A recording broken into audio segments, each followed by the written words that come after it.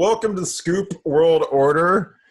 Got my girl Shelley Meyer on, my fifth guest after my living Mount Rushmore. Now I have the best first lady and ambassador in the history of Ohio State. Shells, how you doing today?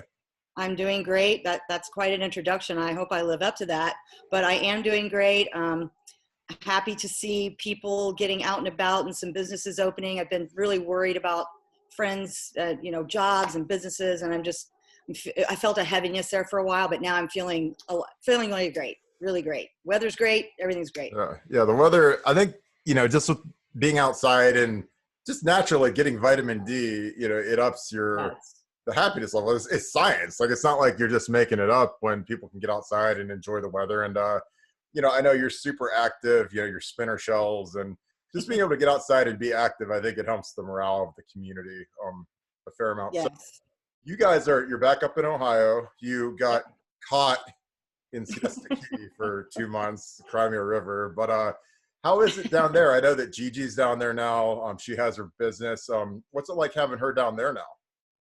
Well, that was, even though she and Brian both moved up to Columbus, 3.5 years ago or whatever, that was always the plan, was to get back to Sarasota. He's from there. She loves Florida. She loves the warm weather like me.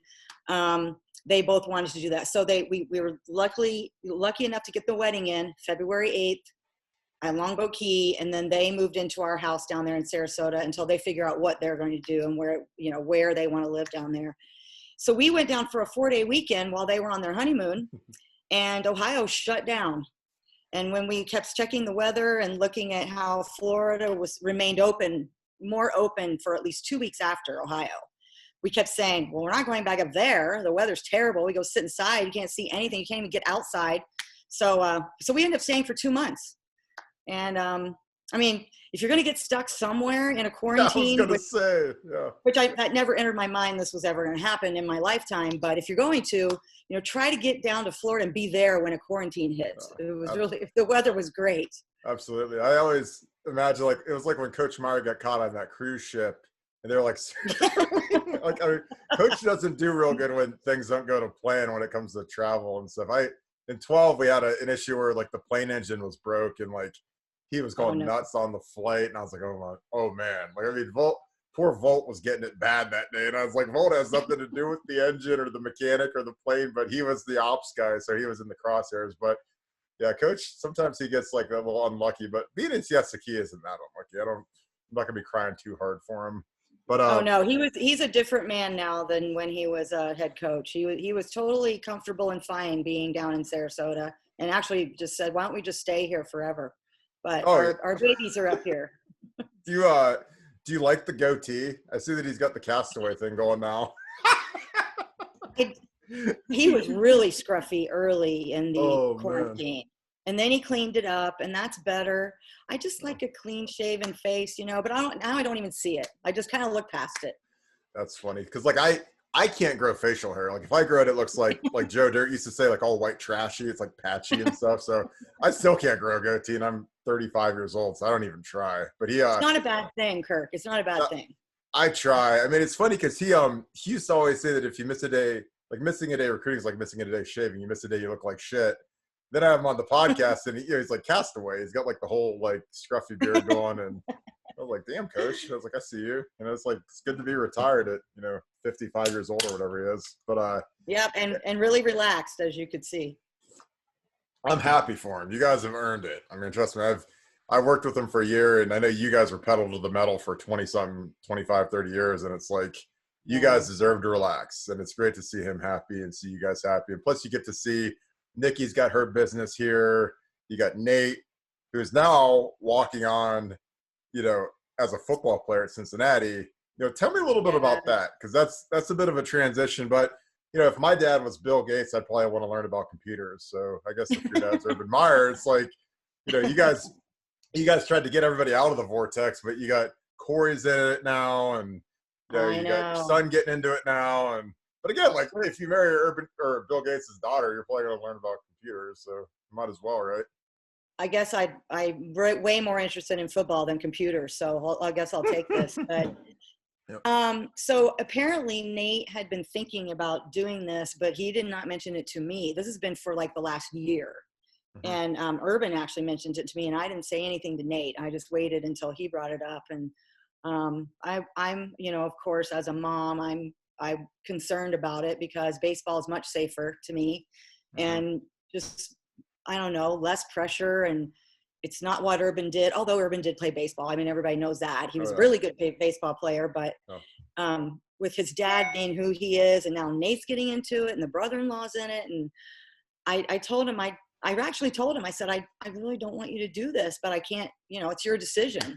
He said, yep, it is my decision, and I really want to do this. And as a matter of fact, he's leaving in about an hour to go back to UC to check in for whatever this fall camp, whatever this is, summer training or whatever they're calling it. Yeah. Yeah. It'll be fun though. He's in good hands with Luke. I mean, that's the good thing is, you know, Luke's a good man and he'll take care of him. Oh, absolutely. And that's not even it. I mean, if there was anybody I'd want to be with, it would be Luke. Oh, it's absolutely. It's just the game. I said, you know, Nate, this is not Bishop Watterson anymore. These boys that are going to want to hit you are big, big, big, big giants. And that just, you know, moms worry about that. As much as I love the game of football, I'm going to worry watching my son. And then there's another thing. I really, really, really, really, really enjoyed last fall when I only went to 2 football games total in person. Yeah, you get to take a whole time off. And now I got to go again. Now I got to start going again. If he's playing, I'll be going to UC games. Yeah, you'll be going regardless because you want to see him after the game and all that. I mean, you know how it is. Like, you can say if he's playing, but you're still going to want to go see him in uniform. And, you know, you guys have deep ties to Cincinnati anyway. So you know you're going to be going to those games. And we do. You probably won't be tailgating because you won't have as much anxiety as you did back in the day. I don't know. I have a lot of anxiety when he plays. You know what I won't have is a box suite to sit in when the weather's bad. Oh, ouch. I'll have to take my under the weather pod to the games. Hey, you gotta run it up the flagpole. You know, ask some of those board of trustees people. They can find a seat for you somewhere, Shells. I mean, come on. You know, if they ever want a donation, if they ever want to name one of the residence halls the Meyer family residence hall or whatever, they gotta put you in so you don't get all wet. But true. Yeah, it's cool. I mean, it'll be exciting. How excited were you when Corey got the full-time gig here under Ryan Day? Oh my gosh. We had been in angst about him going to Fort Collins, Colorado, although that is where Nikki and Gigi were born. I have an affinity for Fort Collins. I love Fort Collins. We lived there 6 years. I did not want to leave there, but it's so different now because we you know, we can't move there. We've got Nate here. We got Gigi in Sarasota.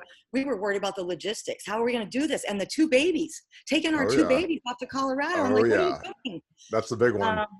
Although, and of course we love Steve, you know, Steve Adazio is one of our best friends. And again, he would have been on a great, you know, in great hands.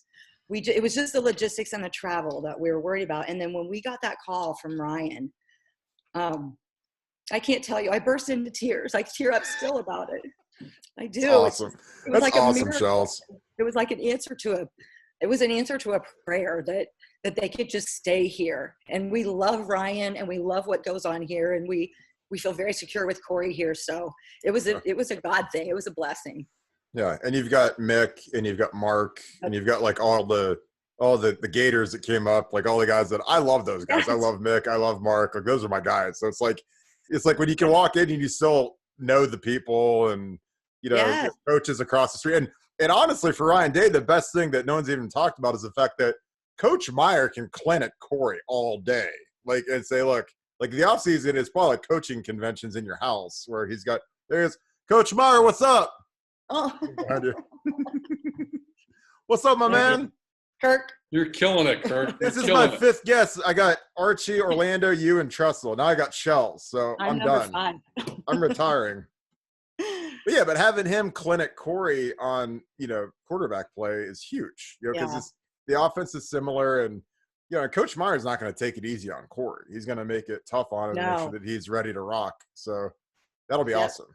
He and Nate, he'll be, you know, clinicking them from here on out.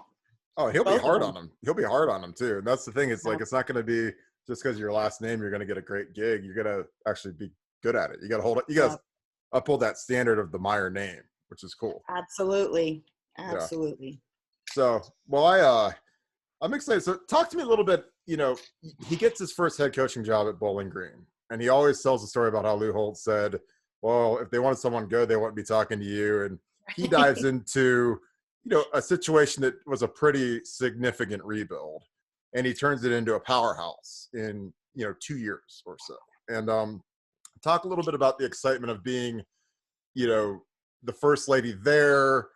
There's a great photo I always see when I look up you guys at Bowling Green, where you're like young shells and you're just as excited then as you were at the Horseshoe or, at the Swamp. And, you got to be that supporter and that cheerleader when times are tough, because when you take over a bad team, there's going to be a lot of long nights and you're raising the kids kind of on your own. And talk to me a little bit about that. Well, it was, going from Notre Dame to Bowling Green was quite a culture shock. Yeah. And then him being the head guy instead of just, one of the guys under the head guy. And, we kind of didn't know exactly how to do it and what to do. And, you got to take on a program that had been unfortunately not very good for a few years. And you have to figure out how to boost the morale of the players that are there and then start bringing in, great players that can help you win. And it just was really, it was a huge family experience. That's what we have been used to with Earl and Sonny, with the family. The whole family's involved, and you're a family with your players. And I honestly, all the way through his career, we were always really involved. And the players become like your kids. That's your kids when their parents can't be there all the time for them. And I just want them to be successful as I want for my own son. I want them just as much for them to be successful as my own kids. And it got really fun when we won that Missouri game, which was, we were like, we couldn't believe it. Actually couldn't believe that we won it. And it just took off from there, and it was just fun. It was fun. But up before that first game, those players worked really hard. Urban, they worked really hard. And that paid off. That hard work paid off. Yeah. And I wish people could see the kind of work that goes into changing a culture and, turning a bunch of guys who haven't won much into a team that believes they can win. Cause it is not for the faint of heart. People think that Ohio State football or Bowling Green football is, the band coming down and all the pomp. And it's not that. It's 5 a.m. in the facility, and it's not, it's not pretty. It is, people like the sausage, but they don't want to see how the sausage is made. But, that's what it's like. And Coach Meyer, man, when he showed up at Ohio State, and I loved it because it's like cathartic for me to see him beat the tar out of kids and get the kind of the soft, fluffy ones out of here and just get the real hard ones, because you only need the hard ones. We had too many kids that were just happy to wear the jersey, and that's why we lost 7 games. And Coach Meyer got rid of them, and I loved it. It was the greatest thing in the world. So, he's done that everywhere he's went, and it's been fun to watch. And I'm a big proponent of it because you need the tough kids. You need the tough team always wins. The tougher team always wins. And Coach Meyer brought that fire, that Earl Bruce fire that I loved. So switching gears. So you guys have great success at Bowling Green, and you guys I want to say one thing. Can I add something to that, Kirk? Yeah, absolutely. So the other thing that was really special and unique about that, well, first of all, it was our first head coaching job, but Bowling Green is such a tiny community. It's just so small. And that whole town got into BG football. And that just made it even more fun. And it was like, how they say in Lincoln, Nebraska, the stadium on a, game day is the biggest city in the Nebraska. I felt like Bowling Green might've been the biggest city in Ohio with everybody. Just the support we had there was so great, and people really enjoyed it and had fun and supported the program and came and supported at the games. Yeah. You guys, you beat Northwestern, you guys, once you get that momentum of winning, and then people want to start giving back to the program, you get a little bit more money influxed and people start showing up in the stands. It's, it's kind of like a tidal wave, and it just adds to the fun when people are noticing the success you guys are having, especially when they've been down. Plus, when we scored touchdowns, we threw Tootsie Rolls in the stands. That was really fun. I love it. That's awesome. Did you do that, or was that a Bowling Green thing? No, Bowling Green did that. That was, really? Yeah. I never did start any throwing of anything in the stadium, but everywhere we went, there was something like that. Like at Notre Dame, they used to throw they would throw marshmallows, but then sometimes you would see, dead squids flying around the stadium. I mean, it was just got crazy. Students can do some funny things. Oh my God, I can imagine. So when you guys went out to Utah, did they throw anything, or was it just like the Polynesians do anything, or no? The muss is what the student section was called out there at the Fiesta Bowl. Yeah, so they didn't regularly throw things, but when we won, we beat BYU to go to the Fiesta Bowl. They threw tortillas around the stadium. Wait, isn't that the team down south or team up north? Team down south, yes. Yeah, team down south. You can't say BYU coach. Coach is sitting right there. I won't get mad at you. He's all chill now. I have to do 10 push-ups when we're done here. Yeah, I love it. Yeah. So talk to me. You get out there. That's where you met Hiram, right? We met Hiram at Colorado State because he played football at Colorado State way back in the day. So he was an alum with CSU, but followed us everywhere we went. Just such a great friend. And then he was so helpful in Utah with the Polynesian section of our team that we had, which was a lot. Yeah. Utah was, it was unique as well. So Bowling Green has its uniqueness. Salt Lake City, of course, with a culture in the Mormons culture that we had never been a part of, but such a wonderful people, wonderful people. We have so many friends still from out there who also supported us because, we started winning and everybody jumps on, and that stadium was alive and a lot of people. And the muss grew. The student section was pretty small when we got there, but they grew and grew. And that was Urban, or Urban was responsible for just, getting that going. And just such beautiful country. Like I've never been in such a, just beautiful spot. Yeah. And again, we had so many different sections of our team.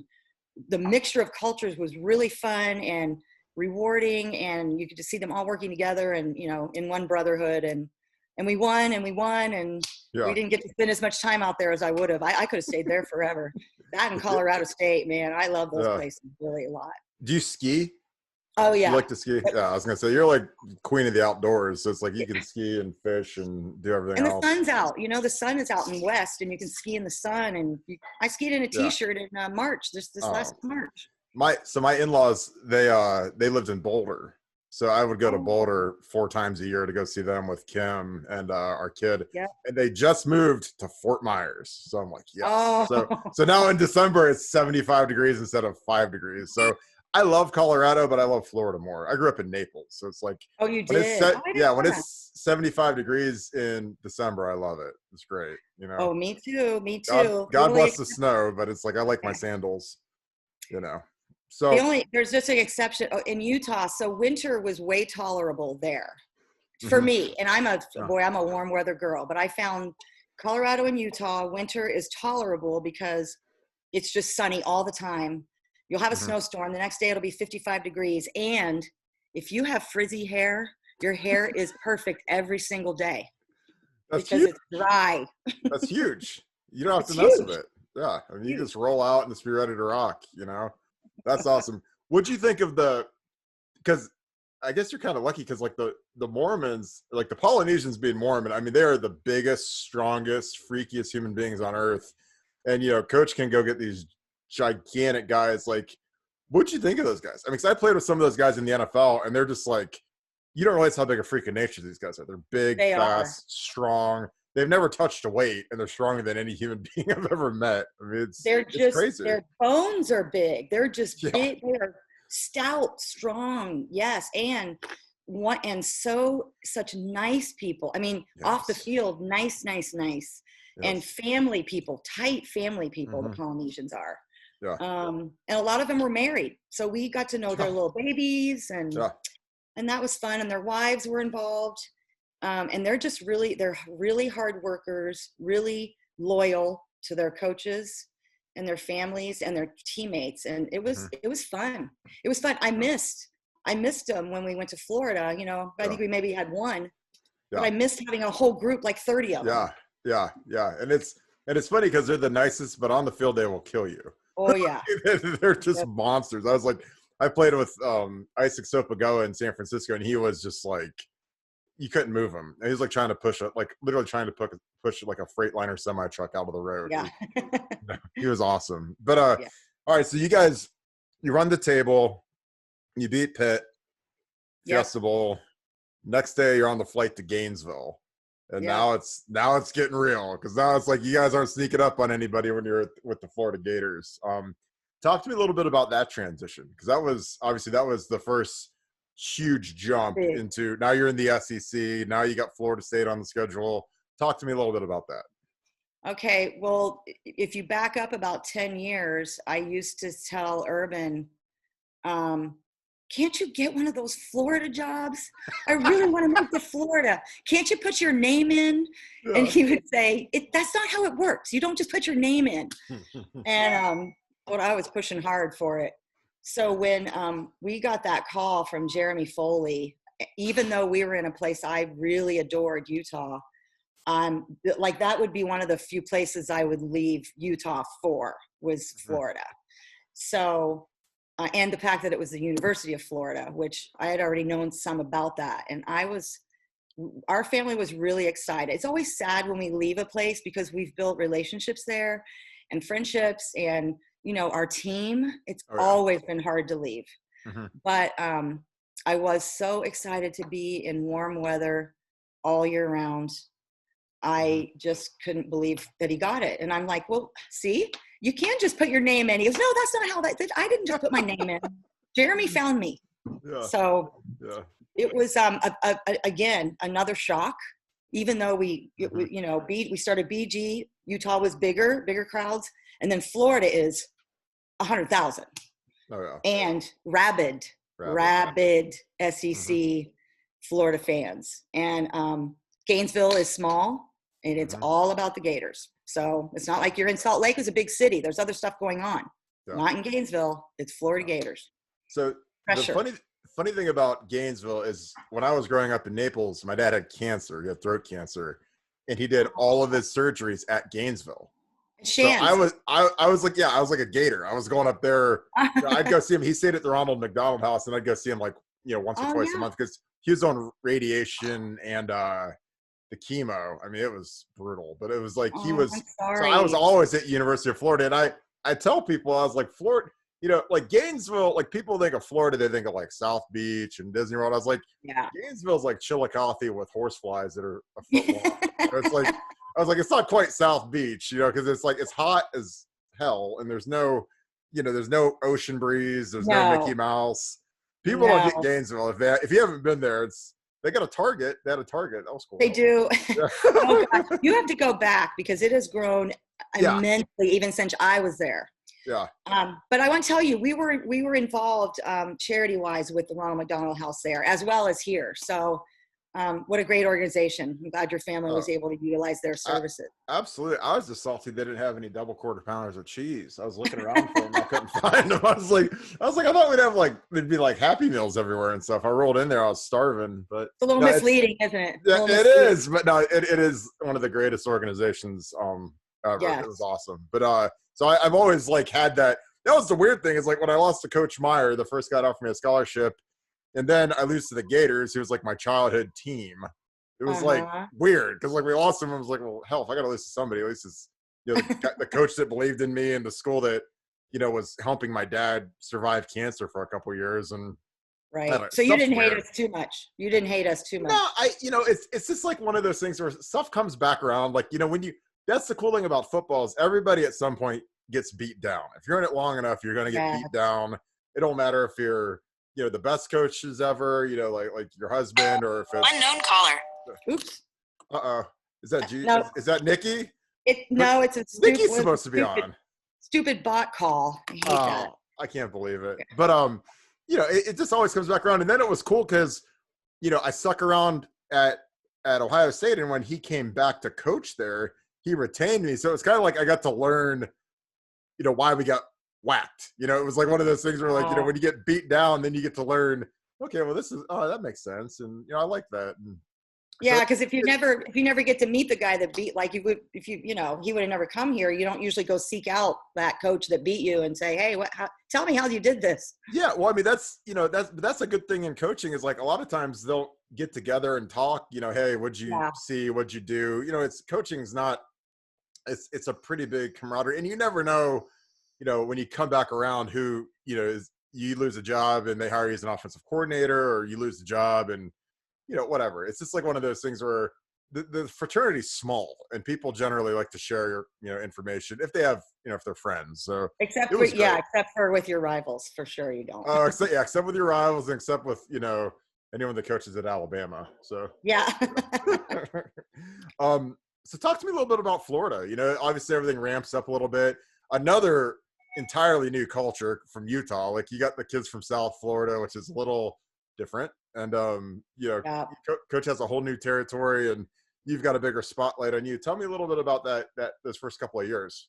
I mean, year 2, you guys won it all. So, I mean, the first year and the second. We didn't have to wait very long. Yeah. Well, I quickly learned that Florida Gator fans, Ohio State and Florida fans and Ohio State fans have more in common than I think maybe they want to admit. Mm-hmm. They're both fan bases are extremely passionate about their teams and have opinions on almost everything that goes on the field and that they want to share and sometimes send emails with play calls and things like that. But anyway, yes, they both love their teams so much. And there's a lot of pressure to win every single game. The pressure is there. And we knew that, but I don't think when we went to Florida, we know how much they want to win, but I don't think you really know it until you get there and then you experience that first loss. Mm-hmm. Wow. It's like, Urban, of course, Urban takes losing very badly. It's very well known. He's, he takes it on himself. He takes winning badly too. Well, yeah. He realizes now he should have enjoyed his wins a lot more than he did. But it's all good. That's why he is who he is. Yeah, he just took everything on himself. It was his fault, and he just his biggest thing was I got to get back in the office and fix it. I got to go fix it, and sleep was not there and all that kind of thing. So I mean, just the first season, you kind of. These people got to get used to you, and Urban is not a Southern guy, so there were some people that were skeptical about. He wasn't a Utah guy either, but the fan bases are a little different, Utah and Florida. Oh yeah. So it just took people, they had to see who he was and kind of how he was going to be, and it didn't take very long to get people on our side. The first season, can I tell you that I hardly remember what happened the first season? Because the next season we won the national championship. So I just the first season, I'm like, okay, I remember the national championship. That was great. Yeah, absolutely. The thing that wasn't great about it was that we had to play Ohio State. We did not want to play Ohio State, but you gotta beat who they put in front of you, and you guys whooped us. That was the funny thing is like y'all whooped us, and it's just like one of those things where I've been asked about that game more than any other game in my life, and I'm like, what? They were just better than us. I mean, you guys beat us down, and like I tell people, in football, it happens. Like it happens to every coach. It doesn't matter who you are. If you're in it long enough, it's going to happen. This is part of it. And back then, the SEC really was, I mean, the speed difference was huge, huge. Even me, who sometimes people think girls don't know a lot about football, when I came up to Ohio State that first year, the first game I sat there and I was like, oh my gosh, where's the speed? Where's the speed? We didn't have a lot of speed. The Big Ten plays a different kind of football than down there. Everything's about speed down south. Yeah. But it just like every year, so once you win the national championship, you think, yay, it's great. Oh no, next year you have to win it too. And then the next year you have to win it. And the next year you got to win it. So it's just the pressure was a lot. And now I'm a psychiatric nurse. So I work with people who are in real distress, like life turmoil distress. And when I see people like about ready to walk out into traffic over a football loss, I'm like, no, you have to get perspective. And you know what? It was easier for me to get perspective because I would go back to work and see what I saw. Yeah. And I could get away from football. And I demanded to get away from football after a loss. I would go to my spinning class and say, okay, people, I don't want to hear one word about football today. We're here to spin and work out. And they loved it. And they were great. My classes were great about that. It's just the pressure. And how many, we were there 6 seasons. And then we win it again, and you think you're great again, and woo, and whoo. And it was more like that with Urban, was like, phew, we won it again. And it just, Oh, let's go win it took a again. toll. Yeah, Yeah. it took a toll. It took a toll, Yeah. and you know the story. It got to be way too much. He was way too much of a control person back then. And there's just so much you can't control about 105 18 to 22-year-olds and coaches and fans and games and the other team. And at some point you got to get, just worry about what you can control, but he couldn't then. He couldn't do it. Yeah. And when certain people, when you're successful and people start moving on to be head coaches in their own right, then you lose some of your generals, so that makes it tough, because then you got to kind of cover up for guys that aren't as good as Dan Mullen or whoever, Steve Adazio. It's like, you got to, spread yourself thinner to make sure that they keep the level that Dan Mullen had them at, or whatever guys moved on. Because you guys had incredible success. I mean, his coaching tree is ridiculous, and that's part of it. Like, when you're good, people are going to poach your coordinators and make them head coaches, and then they're going to take, a D-line coach or whatever and make him a coordinator. And, you got to keep kind of reloading, and that's tough, to get guys that you trust, that don't have, ulterior motives, and they're going to stay aligned with the head coach. That's a big deal. It's a huge deal. People don't see that. That was a big part of what wore him down too, and it's a double-edged sword, because if you don't ever lose any of your coaches, then you're probably not very good. And or else it was back in the 70s when, like Joe Paterno had the same coaches, and he was there for 80 years or whatever it was. Yeah, exactly. And he hated losing the people he trusted, and he's good coach, and then having to learn to trust somebody else. And sometimes it that's really hard. That was really hard for Urban to do. Yeah. And it wore him down emotionally and everything. And he tried to do too much himself, and you can't in that big time football. So, but yeah, I mean, the success speaks for itself with all of our guys. We have coaches all over the place now. Yeah, I mean, which is a good thing and a bad thing. Hey, you guys can get in the suite at Florida because Mully Mole's back there, baby. So you can just call him up and say, "Hey, I want to sit. I'm not sitting in that sun." So you can just make room in the box. That's like a good thing about him being back there, is you don't have to ask for, like Will Muschamp's wife, because Mullen's wife's going to be like, "Oh yeah, you can have my seat." I can go sit. Well, I'll go sit with Meg. We're really good friends. So I'll go sit with Megan. As a matter of fact, we went to the Miami, Florida game last August. Urban got invited, and so did Steve Spurrier. Yeah. And we had a ball. We got to see so many people that we had worked with. Megan was sitting right next to us. Yeah. It was fun. The game was a little tense, of course, because I'm going for the Gators. But then it was funny, because the first play, or one of the first big runs that Miami had, I got all nervous, and like my face flushed, and my heart was pitter-pattering, and I'm like, wait a minute. This has nothing to do with me now. I could just sit here and watch this game and enjoy it. I don't care anymore. Yeah. That's funny. Yeah, that's awesome. It's funny because I know you always laugh. You can't say any comment or anything, but I always say, anytime they mention Coach Meyer with the Gators, now that he's out of coaching, I'm always like, yeah, the best coach in the history of the University of Florida, 2 national titles. And, everyone's like, oh, and I was like, I know you probably just smile and laugh at that. 'Cause obviously everyone's like, oh, it's Steve Spurrier. And I was like, he won two natties, and every time he plays for, he killed them. But, that's just, I'm allowed to have my opinion. It's my humble opinion. Everybody's allowed their opinion. And, Spurrier was the guy who laid the foundation and was the great guy when they needed him. And we love him too. We're very good friends with him too. Yeah, he's great. Everyone's allowed to have an opinion, but not everybody can be right, like I am. So,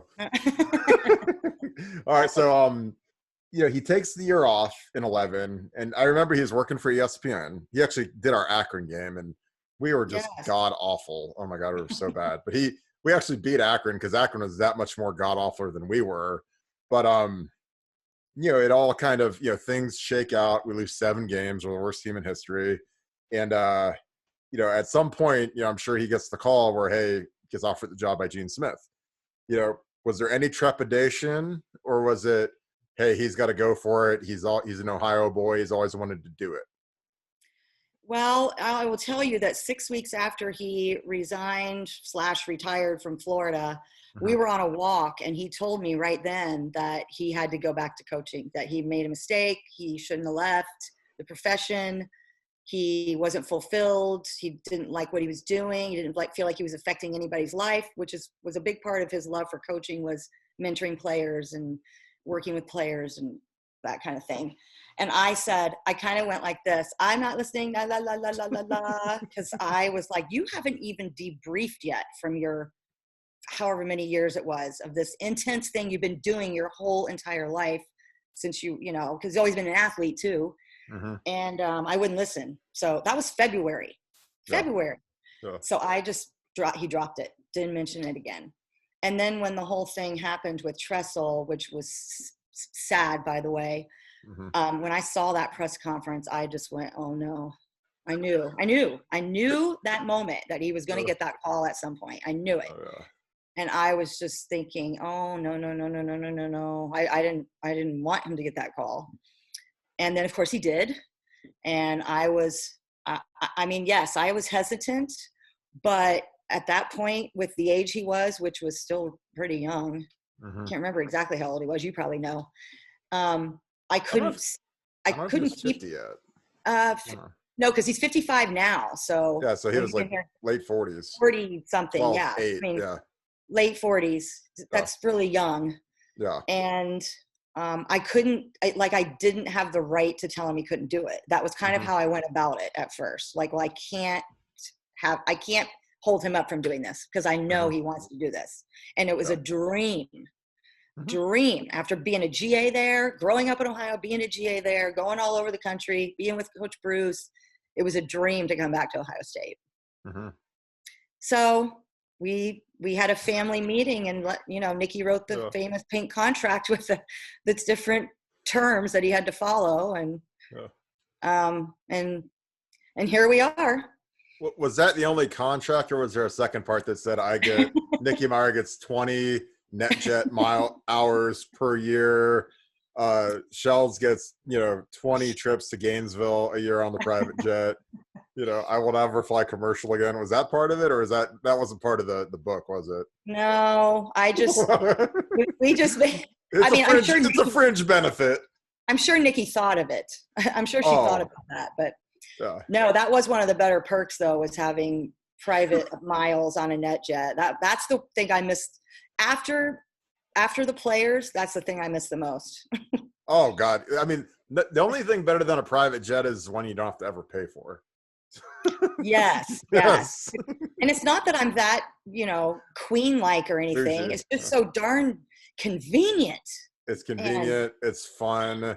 You guys, because you're not being queen-like, but like if you and Coach Meyer go through the airport, I mean, as nice as you guys are, every single person is gonna not bug you, but they're all gonna want to take photos and see you and autographs, and like to avoid all that and just go to like a private terminal and fly directly to wherever you got to go. Like, I get it, because he's like Mick Jagger. He's a legit A-list star. Everywhere he goes, people know who he is. That's how if you're an A-list star. He does get recognized everywhere. Very I mean, easily. It doesn't matter if he's in Alabama, Texas, California.